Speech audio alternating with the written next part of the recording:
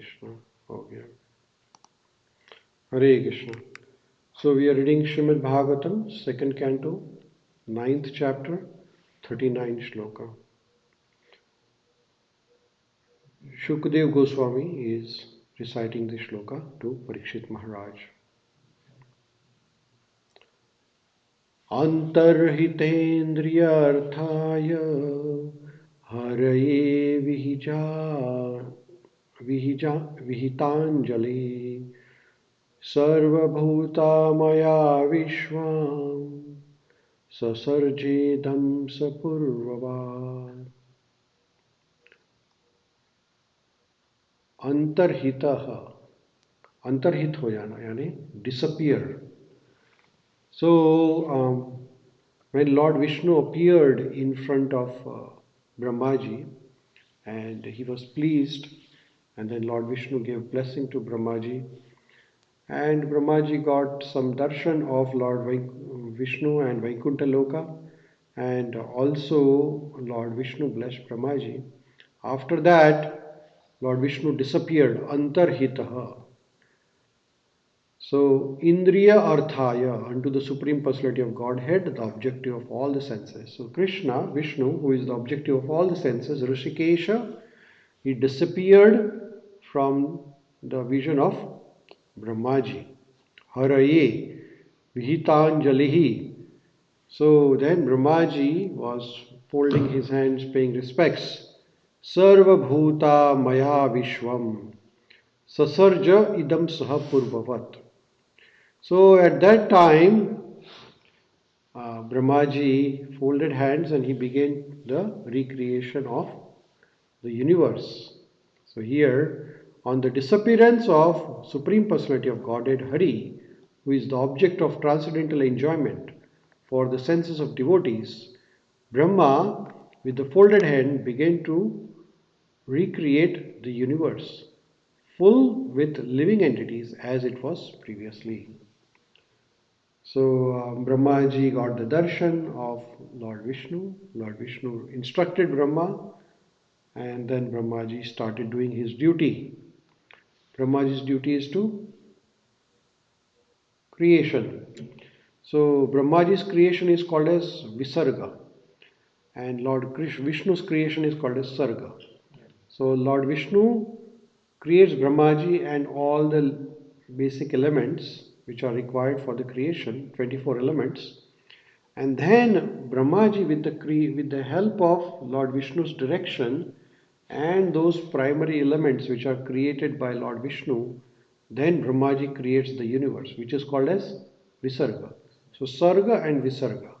So Brahmājī is now beginning his work after the Lord Vishnu departed back to his Vaikuntha Loka. Purport by Srila Prabhupada. The Supreme Personality of Godhead, Hari, is the object for fulfilling the senses of all the living entities. Illusioned by the glaring reflection of external energy, the living entities worship the senses instead of engaging them properly in fulfilling the desires of Supreme. This is a very important message throughout all the shlokas of this chapter, that Brahmājī could control his senses, his desires, and then Brahmājī did tapasya. If Brahmājī would not have done tapasya, then he would not have got darshan of Lord Hari, or he was not able to get the knowledge of Srimad Bhagavatam from Lord Vishnu. That was only because of he could control the senses and do tapasya. So here again, Srila Prabhupada stresses this point, that Lord is called as Rishikesha, who is the master of all the senses.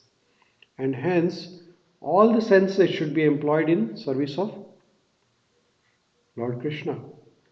So eyes, nose, ears, tongue, belly, genitals, every sense has to be used for service of Krishna. If we do not use the senses in service of Krishna, then we will never be able to understand Srimad Bhagavatam or we will never be able to go to Golok Vrindavan Dham, or we will never be able to see or take the darshan of Lord. अगर भगवान के दर्शन करने हैं, अगर भगवान की कृपा प्राप्त करनी है, तो हमें हमारी इंद्रियों के ऊपर संयम करना पड़ेगा. हमारी सभी इंद्रियों के ऊपर संयम करना यानी क्या? तो हमारी जितनी भी इंद्रियां है भगवान की सेवा के लिए हमें यूज करनी पड़ेगी. We have to use all our senses to fulfill the desires of Krishna. So what does Krishna desire? Krishna desired manmana bhava mad bhakto madhya jimam namaskuru. Always think of Krishna, always worship Krishna, always remember Krishna, always hear pastimes of Krishna. Patram pushpam phalam toyam. Offer food to Krishna. Lord Krishna doesn't want much. He just wants our attention, our mind, our intelligence, everything to be surrendered for the service of Krishna. Then only Krishna will give darshan. Otherwise it is impossible.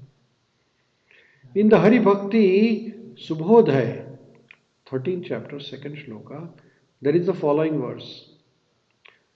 Akshano phalam tvadarša darshanam hi tano phalam tvadarša gatra sanga jiva phalam tvadarša kirtanam hi sudurlabha bhagavata hi loke. O devotees of the Lord, the purpose of visual sense is fulfilled simply by seeing you, and to touch your body is the fulfillment of bodily touch. The tongue is meant for glorifying your qualities, because in this world a pure devotee of Lord is very difficult to find. Hare Krishna. Kitna sundar shlok hai. What is it written? That sudurlabha bhagavata hi loke. Sudurlabha यानी बड़ा मुश्किल इस श्लोक में लिखा है. देखिए, सुदुर्लभ भागवत ही लोक है. ये लोक में, पृथ्वी लोक में शुद्ध भक्त मिलने बड़े मुश्किल है. बोगस भक्त बहुत मिल जाएंगे, लेकिन शुद्ध भक्त मिलना बहुत मुश्किल है. तो शुद्ध भक्त की क्या व्याख्या है? तो शुद्ध भक्त जो है वो जो किसी को उसको इंद्रिय भोग की कोई कामना नहीं है, वो अपना जीवन पूरा ही भगवान की सेवा में लगा देते हैं, उसको शुद्ध भक्त कहते हैं. तो कहते हैं कि ऐसे शुद्ध भक्तों को देखना और उनके चरणों की सेवा करना, उनके पैरों के दर्शन करना, उनको पैरों को टच करना, ये भी बहुत बड़ा आशीर्वाद है.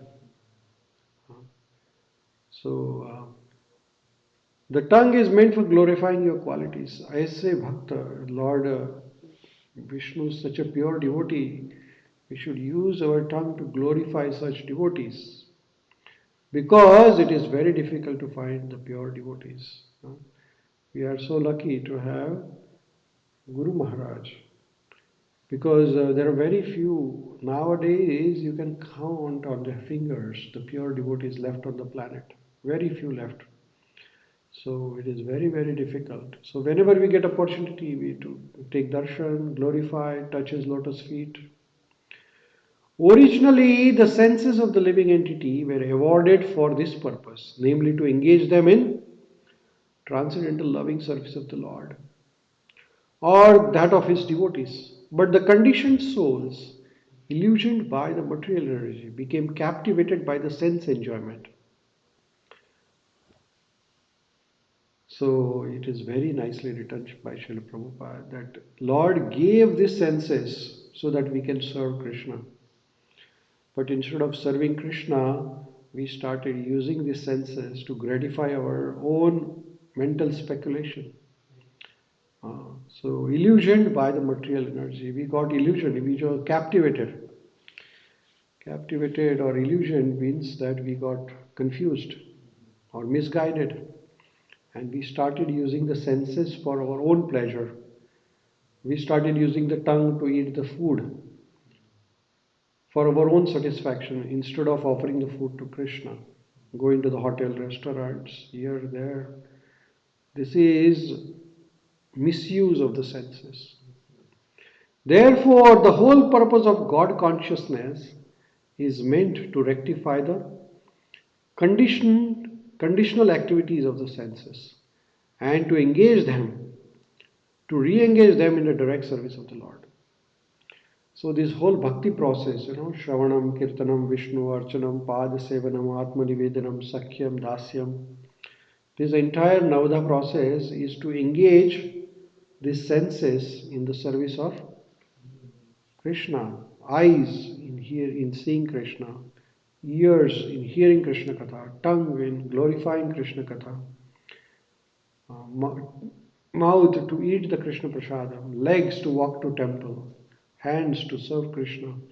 So originally the senses were given to serve Krishna, but we got illusioned by material energy and we started thinking that the senses are for your own gratification. That is sinful. Yeah, so suppose somebody gives you some, say, office space in a particular institute. You are working and the office is given to you because you have to serve that particular company. But instead of serving that company, you start office for your own business. You start a new business in the government office or private office. That is a misuse. So similarly, Krishna gave this body so that we can serve Krishna. But instead of serving Krishna, then we started serving ourselves. So this is misuse. So bhakti process is to re-engage ourselves in the service of Krishna. Lord Brahma thus engaged his senses in the Lord by recreating the conditioned living entities to act in recreated universe. This material universe is thus created and annihilated by the will of Lord. It is created to give the conditioned soul a chance to act, to return home back to Godhead. And the servants like Brahmājī, Naradji, Vyasji and their company becomes busy with the same purpose of the Lord to reclaim the conditioned souls from the field of sense gratification and return them to the normal stage of engaging the senses in the service of Lord. So Brahmājī created this universe so that all the conditioned souls who are trapped in this universe can be re-engaged in the service of Lord. And then Brahmājī followed by Narad Muni, followed by Vedvyasji, followed by Srila Prabhupada and all the Acharyas, they are busy. What are they busy for? They are busy in instructing us that we all should serve Krishna and use our senses for service of Krishna instead of misusing the senses for gratification. That is the only way we can go back to Krishna Loka. So this is called reclaiming. Reclaiming means they are guiding us how can we go back to Krishna Loka after giving up this life. Instead of doing so, which is converting the actions of the senses, the impersonalists began to make the conditioned souls senseless and the Lord also senseless. That is improper treatment for the conditioned souls. So again, Prabhupada is stressing about the impersonalist. Impersonalists are the people who think that God has no form. So if you have no form, then you can't serve Lord, right? So that is a wrongful concept. So impersonalists are the misguided and they misguide others also. They go in a ditch and they take others into a ditch, like that.